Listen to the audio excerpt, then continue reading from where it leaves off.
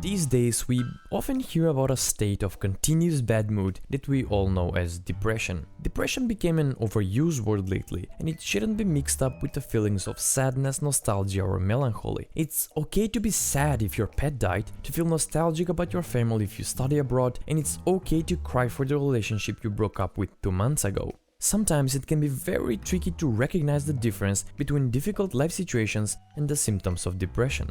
There are few aspects that directly influence our mood and well-being. For example, having friends and family, meaningful job, productively using your free time, having something to look forward to, and so on. These are the dimensions that we continuously work on and try to optimize. We need these aspects settled in order to not lead a miserable and wretched life.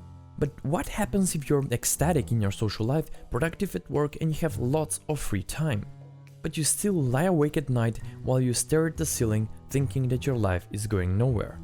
Well, in that case you actually might be depressed. Depression manifests as a dysfunction of the emotional regulation. It's the situation when your mood is not aligned to the actual reality. Nothing really tragic has occurred, but something inside is telling you that everything is actually tragic. Suddenly your whole mood is down and it starts to affect your capability to relax and have fun, work, socialize with other people, or to define your self-confidence.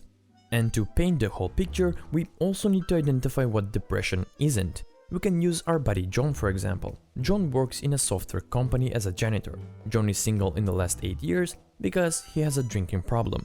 He developed his addiction when his mother was diagnosed with cancer, so he had to work as a janitor to pay for his mother's therapy, even though he had an engineering degree. Now he feels like he is stuck. The future looks foggy and miserable. Because of the drinking problem, he lost a lot of weight, and his self-confidence went down the hill. So he started to avoid his friends instead of doing something about his appetite or alcohol addiction. Now he is friendless, without a partner, and broke. This is not depression, this is just a horrible life. He is a man with a lot of problems. His problems are his low salary, sick mother, unsatisfactory job, and alcohol addiction. And some of these problems are not even his own fault, but they are real-life problems on which he has to work hard and eventually solve. We can also explain what depression is and isn't on a scientific biochemical level using 2 hormones, dopamine and serotonin. Dopamine is the hormone of happiness. It's associated with positive emotions and makes us more enthusiastic. It is our best friend when it comes to moving forward in life. Low levels of serotonin, on the other hand, are connected with negative emotions and general dissatisfaction. It's the #1 hormone associated with, you guessed it, depression.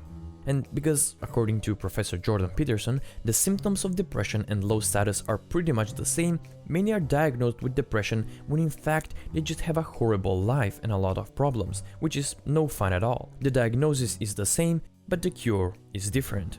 If you're doing reasonably well on several of the dimensions that contribute to a healthy life, and you feel sad all the time, this is where antidepressants come in handy, because they can work like charm if the problem lies within your emotional regulation. On the other hand, if you're incompetent, without friends or a partner, if you don't have anything productive to do, if you don't have a job or some kind of routine, then antidepressants won't help you much. They can help you stand on your feet and tackle the problems one at a time, but the real cure lies in taking responsibility and putting your life together, since right now you're not everything you could be. And there's a really positive message in that. Once you start to confront the issues in your life and disarm them, then the world might not seem as dark and miserable after all.